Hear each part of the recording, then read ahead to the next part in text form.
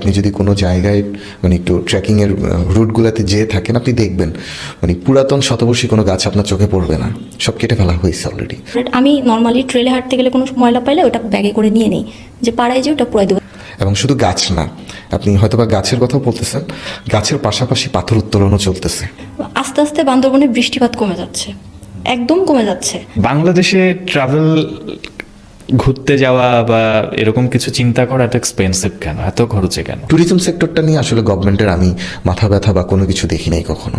থানচির boat ভাড়া আগে ছিল 4500-5000-এর মতো, এখন ওটা 6000 করে দিছে ওরা কিছুদিন আগে। ফরেন ট্যুরে আপনি এইসব সিন্ডিকেট নিয়ে খুব একটা বেশি ঝামেলা পোহাইতে হয় না। কক্সবাজারের কথা চিন্তা করেন, গত বছর কক্সবাজারে ভাত আলু ভর্তার ডালের দাম ছিল 400 টাকা। সবকিছু দেওয়ার পরেও কিন্তু নিরাপত্তাটা নাই। হাঁটতেছি ও আগে আমি পিছনে, আমি ওর সাথে কথা বলবো না, মারামারি বেশি মারছি দুজনকে।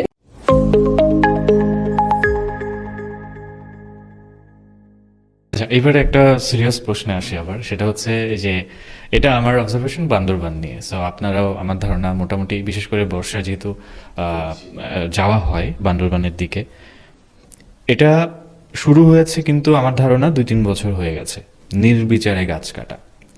আমি যাই না বেশ কিছুদিন, 1-2 বছর হয়ে গেছে। তো এখন কি অবস্থা আমি জানি না। সো আমি যতটুকু বুঝি, ফেসবুকে যারা আমাদের ট্রাভেল পার্টনাররা আছে তারা যে পোস্ট করে, এখনও সেটা নির্বিচারে চলছে। তো দেখেন, পাহাড়ের একটা সৌন্দর্য হচ্ছে, বেসিক জিনিস হচ্ছে গাছ, সেটাই কেটে ফেলা হচ্ছে।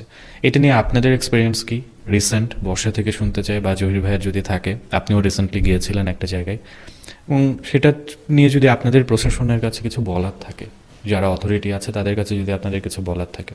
এখানে আসলে বলার কিছু নাই। আপনি যদি প্রশাসন বলেন বা অথরিটি বলেন, আসলে কারো কাছেই বলার কিছু নাই। যারা গাছ কাটছে, গাছ কেটে কিন্তু তারা সেখানে রাখছে না, ওই গাছগুলাই কিন্তু গাড়ি যোগে হোক, নৌকা যোগে হোক, যেভাবেই হোক না কেন, এগুলো শহরাঞ্চলে আসতেছে।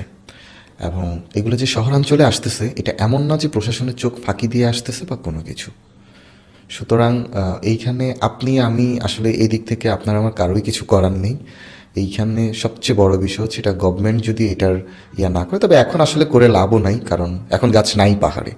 আমি জানি না আপনি ভিতরে লাস্ট কবে গিয়েছেন বা কি। আপনি যদি কোনো জায়গায় মানে একটু ট্রেকিংয়ের রুটগুলোতে যেয়ে থাকেন, আপনি দেখবেন মানে পুরাতন শতবর্ষী কোনো গাছ আপনার চোখে পড়বে না, সব কেটে ফেলা হয়েছে অলরেডি। সো এখন আসলে হ্যাঁ, এটা ঠিক যে যা আছে তা যেন রক্ষা হয়, সেটার একটা উদ্যোগ নিলে নেওয়া যেতে পারে। বাট আমার মনে হয় না এটা আসলে এটার প্রতি গভর্নমেন্টের কোনো আছে কি না। কারণ এই দিক থেকে আমি যেটা মনে করি, এখানে উপরের মানে গভর্নমেন্টের লোকরাও এখানে জড়িত। ঠিক আছে, কারণ এই যে শুরুতে একটা কথাই বলছি, এই গাছ কেটে, এটা এমন জিনিস না যে এটা একটা ছোট জিনিস বা মাদক দ্রব্যের মতো একটা ছোট জিনিস, এটা লুকিয়ে আনা হচ্ছে বা চোখ ফাঁকি দেওয়া হচ্ছে, বিষয়টা কিন্তু আসলে তা না। এবং শুধু গাছ না, আপনি হয়তোবা গাছের কথা বলতেছেন, গাছের পাশাপাশি পাথর উত্তোলনও চলতেছে। পাহাড়ে পানি উৎস কিন্তু পাথর থেকে, মানে পাথর থেকে বলতে পাথরের ওইখান দিক থেকে জমা করে কিন্তু আসে। এবং পাহাড়িদের কিন্তু ওইখানে আসলে পানির আলাদা কোনো উৎস নেই, ওই ঝিরি পাথর এগুলো থেকেই কিন্তু পানি আসে। সুতরাং ফিল্টার করা যেটা আর কি। তো আপনার দেখবেন যে বর্ষাকালে যখন বৃষ্টি হয়, তখন ওই পানিটা হয়তো বা ফিল্টার হয়ে তাদের একটা পানির একটা যোগান তৈরি হয়। কিন্তু গ্রীষ্মকালে কিন্তু আসলে অনেকটা শুকিয়ে যায়, অনেকটা না, মানে শীতকালেই কিন্তু মোটামুটি শুকিয়ে যায়। গ্রীষ্ম আসলে তখন আরও ভয়াবহ পরিস্থিতি সৃষ্টি হয়। তো তখন তারা ওই বিশুদ্ধ পানিটা কিন্তু ওই পাথরের ওই কাছ থেকেই কিন্তু তারা উত্তোলন করতে পারে। কিন্তু এই পাথর উত্তোলনের পরে ওই বিশুদ্ধ পানিরও কিন্তু একটা ভালো সংকট দেখা দিচ্ছে। ঠিক আছে, কিন্তু এইটাও আসলে মানে আপনি আমি আমরা যাচ্ছি দেখছি, কিন্তু কিছু আসলে বলতে পারছি না। কারণ বলতে পারছি না তার একটাই কারণ এটার পিছনেও শেল্টার দেওয়া হচ্ছে। এবং ওই পাথরও কিন্তু আপনি একটা জিনিস আমি গাছের মতোই বলবো, এটা লুকিয়ে আনার কিছু না। বা আপনি চাইলে পাহাড় থেকে লুকিয়ে একটা পাথর একটা দুইটা আপনি হয়তো নিয়ে আসতে পারবেন, কিন্তু এইটা কিন্তু একটা দুইটা পাহাড় না, ট্রাকে ট্রাকে ভর্তি করে নিয়ে আসতেছে, নৌকায় নৌকায় ভর্তি করে নিয়ে আসতেছে। সো ওইখানে যে বিজিবি ক্যাম্প বলেন, সেনাবাহিনীর ক্যাম্প বলেন, তাহলে এরা কি করতেছে? এরা কি এটা দেখতেছে না? অবশ্যই দেখতেছে। এদের কাছে ওইভাবেই কমান্ড দেওয়া আছে, ওরাও হয়তো বা কিছু বলার নেই। আমরা অনুরোধ করতে পারি, আমরা যারা বান্দরবান বা পাহাড়ি অঞ্চলগুলোতে প্রশাসনে আছে তাদেরকে অনুরোধ করতে পারি। বর্ষার কি বলার আছে ব্যাপারে? সত্যি কথা বলতে ভাইয়া যে এগুলো বলছে এইগুলাই। আর নর্মালি হচ্ছে দেখেন, গাছ কিন্তু আমি আপনি কেউ কেটে নিয়ে আসতেছি না, তাই না? আমরা ঘুরতে যাই, বড়জোর আমরা কি করি, একটা গাছের সাথে যে গাছ ধরে ছবি তুলতেছি, ব্যাপারটা এরকম। আমাদের সুন্দর সুন্দর ছবি দেখে আরও মানুষ অন্যরা যাচ্ছে। আপনি যদি চিন্তা করেন, হ্যাঁ, মানে করোনার মধ্যে প্রিস্তংরুংরাং যে সাইডটাতে এখন গাইড নিয়ে যাওয়ার পারমিশন দিছে, ওই সাইডটাতে আমরা যখন গেছিলাম, আমি যখন গেছি তখন যেই পরিমাণে গাছ ছিল এখন তার কিচ্ছু নাই। এখন আমার কথা হচ্ছে, তাহলে এই গাছগুলো কারা কাটছে? পাহাড়িরা তো ওদের যতটুকু প্রয়োজন ওরা ওদের ঘরবাড়ি বানানোর জন্য ওরা ম্যাক্সিমামই হয়তো বা কয়েকটা গাছ কাটলো, মানলাম ওরা কয়েকটা গাছ ওদের জন্য কাটলো, কিন্তু এই যে বড় বড় গাছগুলো কাটা হচ্ছে, ইনফ্যাক্ট আপনি যদি যান দেখবেন গাছগুলো না সুন্দর করে এখনকার যে নতুন নতুন যে মেশিনগুলো আছে না, গাছগুলো কেটে সুন্দর সুন্দর পাট করে রাখা হচ্ছে যাতে বড় গাছ নিয়ে আসতে কষ্ট না হয়। তাহলে এই পাটগুলো কারা করতেছে? সরকারের উচিত যে এই জিনিসগুলোতে যদি একটু পদক্ষেপ নেয় তাহলে হয়তো বা আমাদের প্রাকৃতিক যে পরিবেশটা আছে এটা হয়তো বা বেঁচে যাবে। কারণ আপনি বিগত কয়েক বছর যদি দেখেন, আস্তে আস্তে বান্দরবনে বৃষ্টিপাত কমে যাচ্ছে, একদম কমে যাচ্ছে। আপনার ঝর্ণায় ঠিকমতো পানি পাওয়া যায় না, বৃষ্টির সিজনে বৃষ্টি হচ্ছে না। দেখা যায় যে যেমন হচ্ছে 2022-এর দিকে বৃষ্টি হয়েছে আপনার সেপ্টেম্বরের পরে, বর্ষাকালে বৃষ্টি নাই, মানে বৃষ্টির সময় মতো বৃষ্টি হচ্ছে না, আপনার হচ্ছে খরা হচ্ছে। তো এই জিনিসগুলো তো আসলে আপনি কাটতেছি না, তো যারা কাটতেছে সরকারের উচিত ওই দিকে একটু পদক্ষেপ। আমাদের সেক্টরটা যদি আমরা নিজেরা ধরে রাখতে না পারি তাহলে আস্তে আস্তে বাংলাদেশের ট্যুরিজম যে সেক্টরটা সেটা ধ্বংস হয়ে যাবে। নাই এখন কিছু, যদিও পাহাড়ে আস্তে আস্তে সব কিছু শেষ হয়ে যাচ্ছে। এখন ওই যে ভাইয়া যেটা বললো পাথর নাই, ঝিরিতে গেলে আপনি আগে যে বোল্ডারগুলা, আমি আমার সিনিয়র ভাইয়াদের ছবিগুলা যে দেখছি, তাদের যে ছবিগুলা ওইসব জায়গাগুলোতে আমরা এখন গেলে কিছুই পাই না, গাছ তো নাই, পাথরও নাই, সেই বড় বড় পাথরগুলা কিছুই নাই। তো এই জিনিসগুলা সরকারের দেখা উচিত যে এর পিছনে কোন সিন্ডিকেট আছে, কারা এই কাজগুলো জড়িত। করতেছে। এবং সবচেয়ে মজার বিষয় হচ্ছে, আমি আরেকটা একটু ইন্টারাপ্ট করি, গাছ কিন্তু আপনার কুড়াল বা কোদা বা যেটা বলি না কেন, এগুলো দিয়ে কিন্তু গাছ কাটা হয় না, উন্নত মানের মেশিন দিয়ে গাছ কাটা হচ্ছে। মাঝে মধ্যে এমনও হয় যে আমরা যখন ভিতরে ঢুকি, আমরা ওই মেশিন যে চলতেছে গাছ কাটার জন্য সেই আওয়াজটাও কিন্তু আমরা পাই। সুতরাং এইখানে মানে আপনি যদি বলেন যে না কিছু অসাধু লোকজন চুরি করে নিচ্ছে, বিষয়টা আসলে তা না, পরিকল্পিতভাবেই হচ্ছে। So, আপনি ওইটাকে আসলে চুরি বলতে পারবেন না এবং ডাকাতিও বলা যাবে না। আমরা অনুরোধ করতে পারি, যেটা বলেছিলাম। সো অনুরোধটা থাকবে, কারণ নিজেদের পায়ে নিজেদের কুড়াল মারার মতো ব্যাপারটা হয়ে গেছে আর কি। প্রকৃতি কিন্তু তার রিভেঞ্জ আগে পরে নাই, তখন আবার উদ্যোগ নেয়া যে গাছ লাগাও, তার থেকে বরং যে গাছগুলো আছে সেটাই আমরা বাঁচাই, রাইট? না, গাছ লাগাবেন আপনি কখন? যখন প্রকৃতি আপনার উপর মনে করেন বিরূপ হয়ে একটা ঝাপটা দিয়ে লাখ লাখ মানুষের প্রাণ নিয়ে চলে গেল, এটাই তো হবে না? আপনি সুন্দরবনের গাছ কেটে ফেলেন, যে কয়েকটা সাইক্লোন বা যেগুলো আসছে সেটা কিন্তু সুন্দরবনের উপর দিয়ে গেছে, যার কারণে আমাদেরকে টাচ করে নাই, ওগুলোকে আপনি কেটে ফেলেন, তারপরে দেখবেন আপনি ভয়াবহ কতটা হতে পারে। প্রকৃতি কিন্তু মারাত্মক লেভেলের ভয়াবহ, মানে এটা যারা এক্সপেরিয়েন্স করে নেয় তারা বুঝবে না। এর সাথে আপনি মোকাবেলা আসলে সম্ভব না, মানুষের যতই টেকনোলজিক্যালি অ্যাডভান্সড হন আপনি, সম্ভব না। আচ্ছা, পরের প্রশ্ন হচ্ছে আপনার দুজনের কাছেই, বাংলাদেশে ট্রাভেল ঘুরতে যাওয়া বা এরকম কিছু চিন্তা করা এত এক্সপেন্সিভ কেন, এত খরচে কেন? কারণ আমি আমার ব্যক্তিগত অভিজ্ঞতা বলি, বাংলাদেশে 10,000 টাকায় যে জায়গাটা আমি ঘুরে আসবো, ওই 10,000 টাকা দিয়ে আমার পার্শ্ববর্তী দেশে, আমি নাম বলছি না, সবাই বুঝে যাবে কোন দেশ, সেখানে কিন্তু অনেক জায়গা ঘুরে আসি এবং সাথে কিন্তু পাশাপাশি আনন্দ বিনোদন কিছু লাগলে সেটাও আমরা করে আসি এই 10,000 টাকাতেই। তো ওখানে আমার ট্রাভেল ট্যাক্স আছে, ওখানে কিন্তু আপনার আমি একটা অন্য দেশে যাচ্ছি, সবকিছুর ব্যাপার আছে, কিন্তু আমি আমার নিজের দেশে ঘুরতে ওই দেশে ঘোরার থেকে টাকা এখানে বেশি লাগবে কেন? এবং আরেকটা ব্যাপার আছে এর সাথে, ওই দেশে আমি যে সিকিউরিটি, ওই দেশে আমি যে ম্যানেজমেন্ট বা অ্যারেঞ্জমেন্ট পাই, সেটা আমার দেশে নাই কেন? সেটা আমি এই দেশে কোথাও ঘুরতে গেলে এত সিদ্ধান্তহীনতায় ভুগি কেন যে ওই জায়গাটা যাওয়াটা আমার জন্য সেফ হবে কিনা? এটা প্রথম যদি একটা কারণ বলি, সেটা হচ্ছে আমরা আসলে সবাই ব্যবসায়ী, ঠিক আছে? তো ব্যবসায়িক থেকে চিন্তা ভাবনা করতে গেলে আমরা যেটা চিন্তা করি, আমরা আসলে লং টাইম বিজনেসের চিন্তা করি না, আমরা শর্ট টাইম বিজনেসেরটা চিন্তা করি।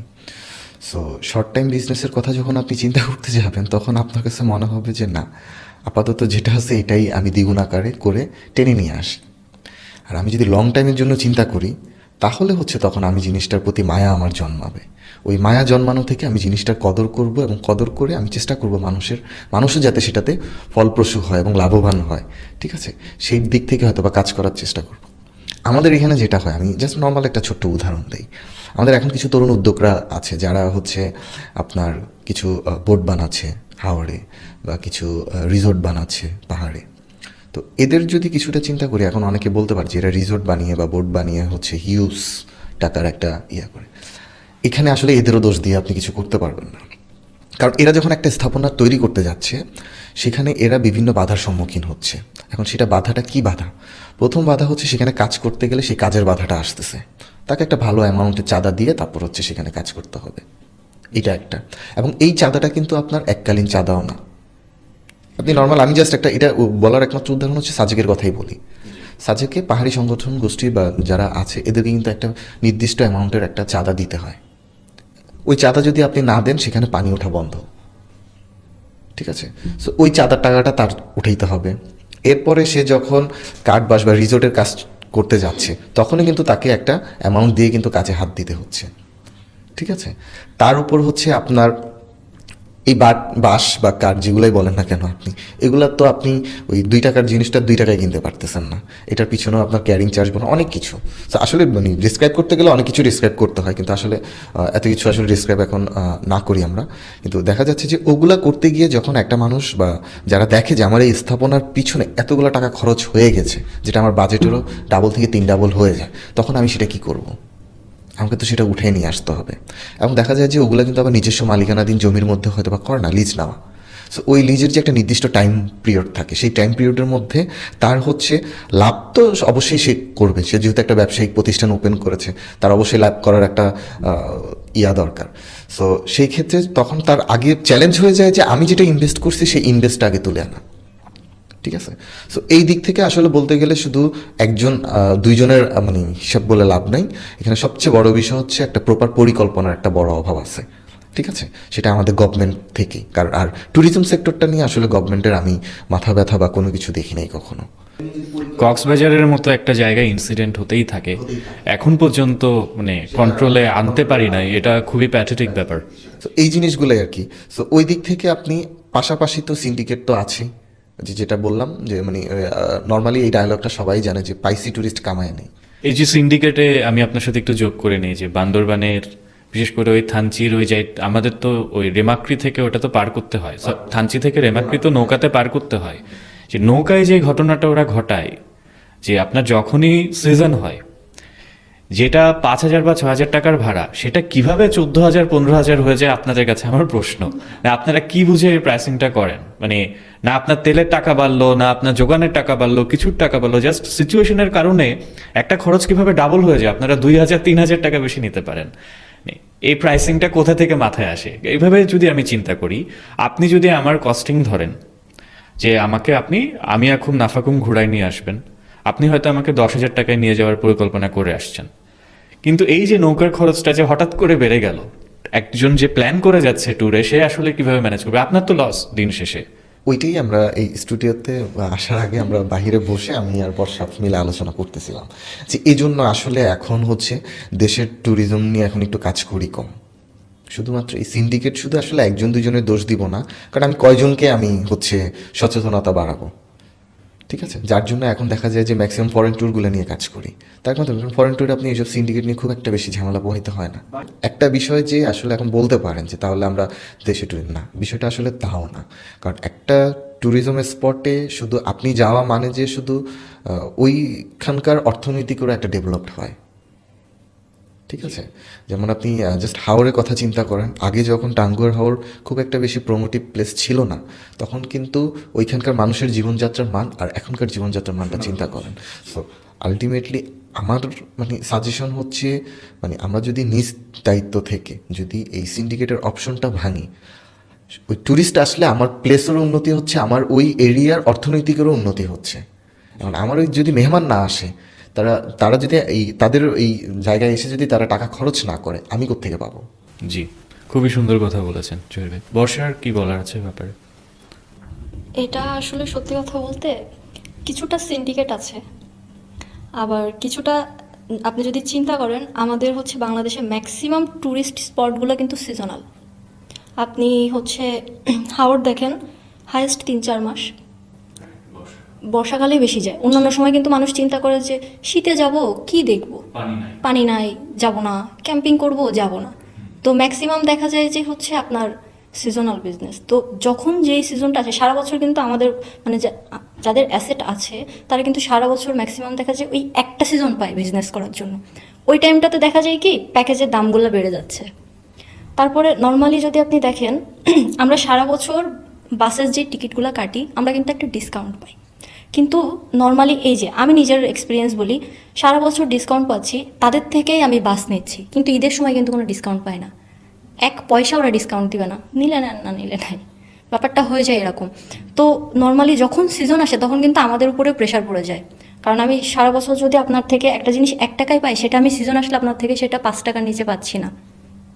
তারপরে যদি বলেন ওই যে আপনি একটু আগে বললেন রেমাক্রি থানচির কথা, আপনি হচ্ছে আলীকদমে গেলে আপনি নর্মাল টাইমে যেই জিপ ভাড়াগুলো পাবেন ঈদের টাইমগুলো বা কোনো বন্ধের টাইমগুলো ওইটা ডাবল হয়ে যায়। বোটের কথা বললেন আপনি, থানচির বোট ভাড়া আগে ছিল 45-5000-এর মতো, এখন ওটা 6000 করে দিছে ওরা কিছুদিন আগে, 6000 করে দিছে। তারপরে ওরা কি করে, যখন ধরেন আপনার সাথে আমার ডিল হয়েছে যে আমার টিম এখন যাচ্ছে আবার আমার টিম ব্যাক করবে, এখন স্বাভাবিক আপনার টিমের সবাই কিন্তু ফার্স্ট হাঁটবে না, সবাই একরকম না, আপনার 1-2 ঘন্টা লেট হইতেই পারে। ওরা কি করে, যখন যেমন হচ্ছে ভাইয়া গেল, ভাইয়া বললো যে আপনার সাথে আমার ঠিক হয়েছে 3000 টাকায়, তো ভাইয়া যে বললো তোমাকে আমি 4000 টাকা দিব, বা ও ডিমান্ড করে আপনি আমাকে 4000 4500 দিলে আমি আপনাকে নিয়ে যাবো, ব্যাপারটা এরকম। তো এখন ভাইয়া নর্মালি দেখবে যে তার বাস ধরতে হবে, কারণ আমাদের তো আগে বাসের টিকিট করা থাকে, তো আমাদের একটা লিমিটেড টাইম থাকে যে এই টাইমের মধ্যে অ্যাট এনি কস্ট আমাদেরকে ওখানে পৌঁছাতে হবে। বাস ধরতে না পারলে যেহেতু আমাদের বাসে অ্যাডভান্স করা থাকে আমাদের টিকিটগুলো লস। তো আমরা কিন্তু নিরুপায়, আমাদের কিন্তু যাইতেই হয়, কারণ আমি দেখতেছি যে আপনি হচ্ছে 4500-এর নিচে এখন যাচ্ছেন না, এখন আমার গেস্টের বাস ধরার জন্য কিন্তু আমাকে তাড়াতাড়ি যেতে হচ্ছে। তো এই যে কস্টিংগুলো বেড়ে যাচ্ছে, এটা কিন্তু হচ্ছে যে এখন গেস্ট বলবো যে হ্যাঁ আপনাদের অন্যান্য সময় প্যাকেজ থেকে 7000, আপনি এখন কেন বেশি নিচ্ছেন? তো বেশি আমরা কেন নিচ্ছি, যে এই জায়গাগুলো তো আমাদের দিতে হচ্ছে।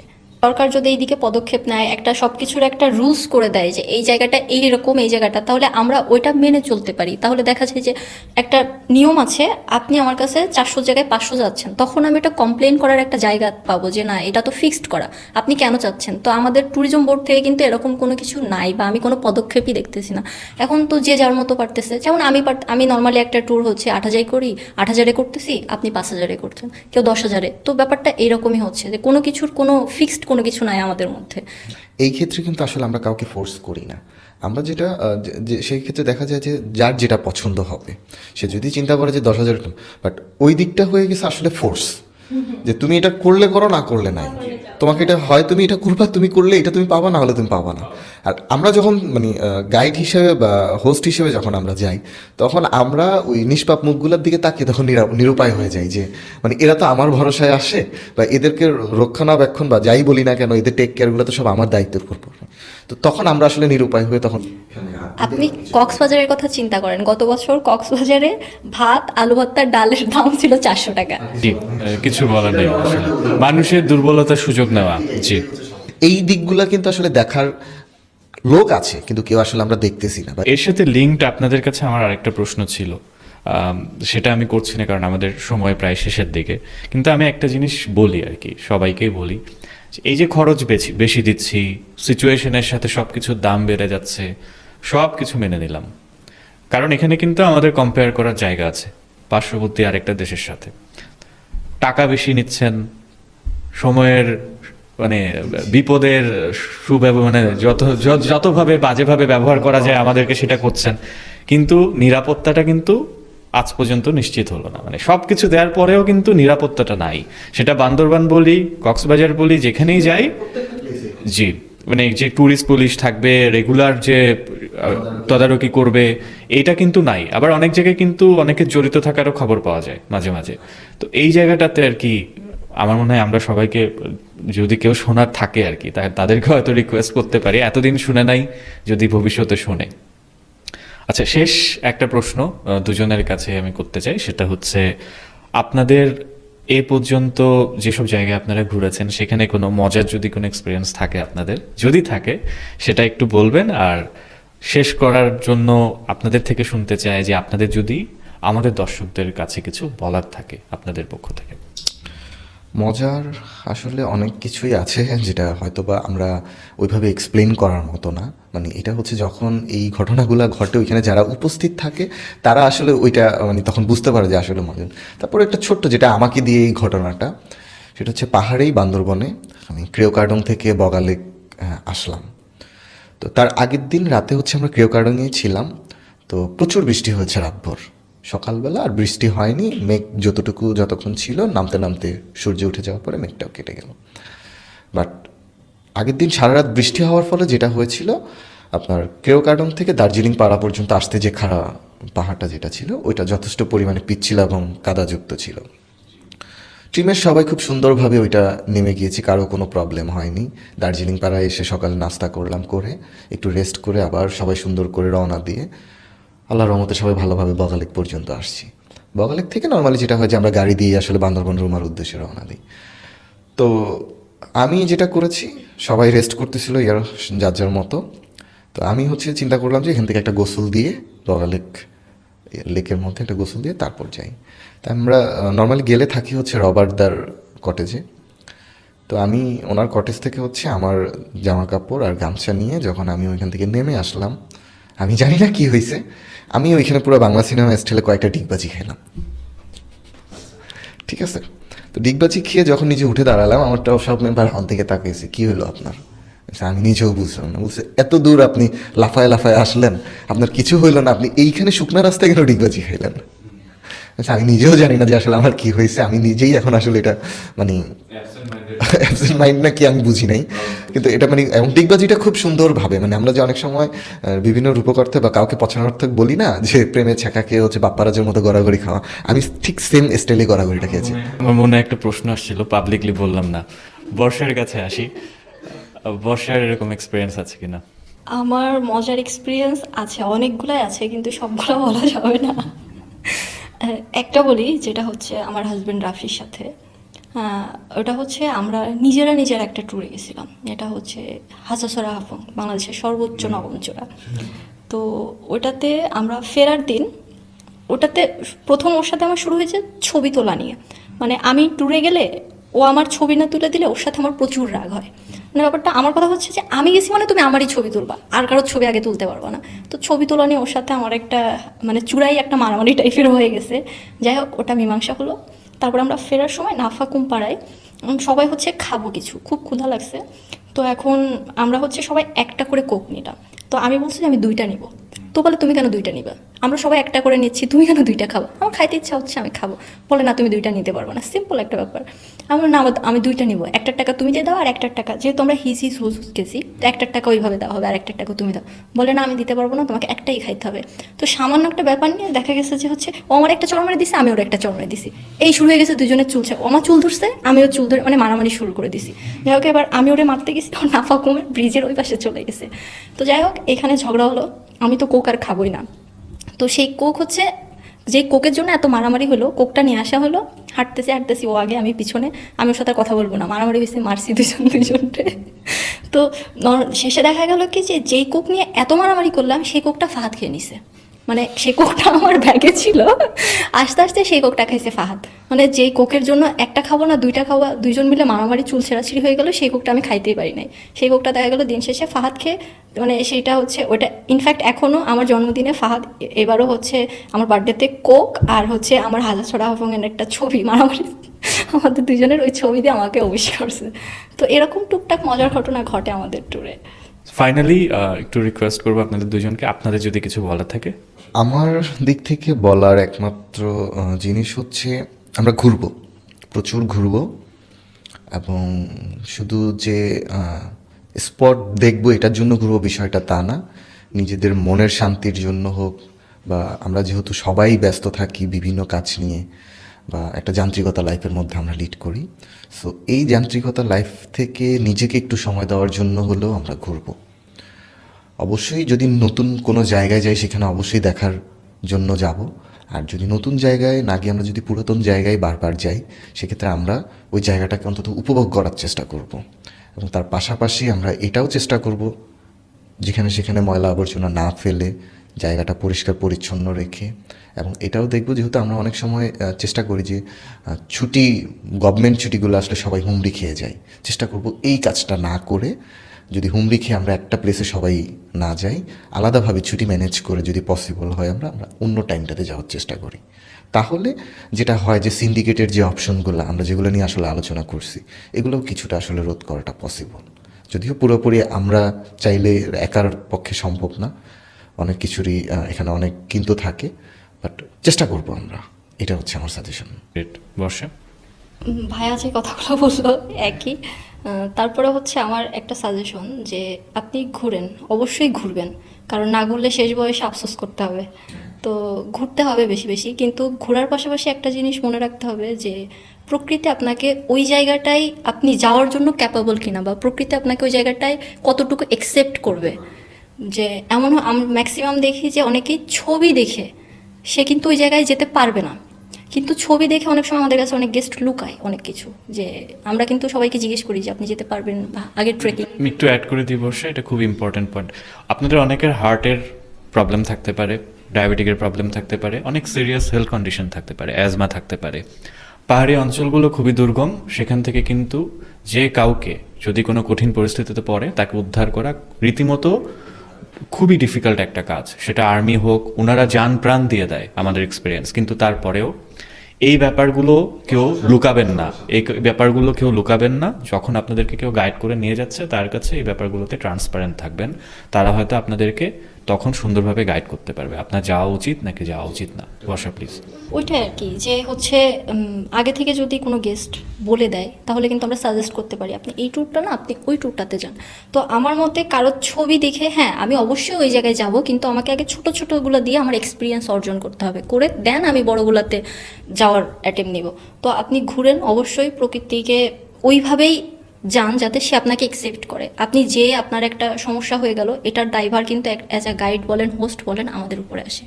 বা যখন হচ্ছে আরেকটা জিনিস, যখন আমরা কোনো গেস্টকে কমান্ড করি, যেমন হচ্ছে বান্দরবনে যাওয়ার সময় আমরা গেস্টকে বলি যে আপনারা স্লিপিং ব্যাগ নিয়ে যাবেন, রাতে কিন্তু শীত পড়ে। তো দেখা যায় ম্যাক্সিমাম গেস্ট নিয়ে যায় না, বা নিতে শুনে না, অনেকেই শুনে না, আবার অনেকেই শুনে।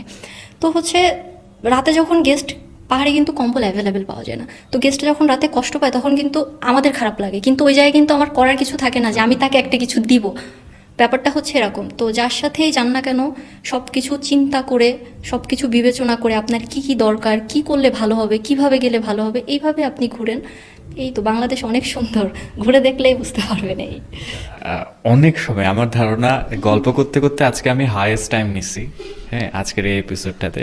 দুজনকে অনেক অনেক বেশি ধন্যবাদ, দুজনেই আমার খুব কাছের মানুষ। জহির ভাইয়ের সাথে তো আমি অজস্র ট্যুর করেছি, আপনাদের দুজনেরই ট্যুর গ্রুপের জন্য আমি অনেক শুভকামনা জানাচ্ছি, এবং দুজনের ব্যক্তিগত জীবনেও যাতে আপনারা অনেক ভালো করতে পারেন সেই জন্য আপনাদের শুভেচ্ছা জানাচ্ছি। ভালো থাকবেন। দর্শকদেরও বিদায় জানাচ্ছি, আগামী কোনো এপিসোডে দেখা হবে। আল্লাহ হাফিজ।